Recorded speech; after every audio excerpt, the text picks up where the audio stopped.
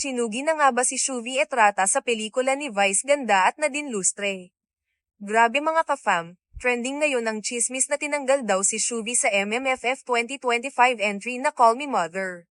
Pero, totoo nga ba ito o fake news lang ulit ng mga marites online? Ang eksena kasi nagsimula nang mapansin ng netizens na wala si Shuvi sa poster na in-upload ni Vice noong November 4. Nasaan si Shuvi? Yan agad ang hanas sa comment section. Sabi pa ng iba, na bad trip daw si Vice dahil sa dating vlog ni Shuvi na, jojowain o tatropahin, kung saan parang nandidiri raw siya kay Vice.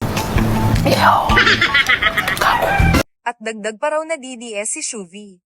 Ay, ayan na sunog agad sa social media, pero ang tanong, totoo kaya na may tampuhan pa rin sina Vice at Shuvi? O gawa-gawa lang ng mga marites sa internet?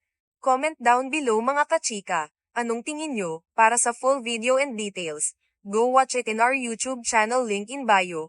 I-follow at i-like mo na rin ang account na ito for more chika updates.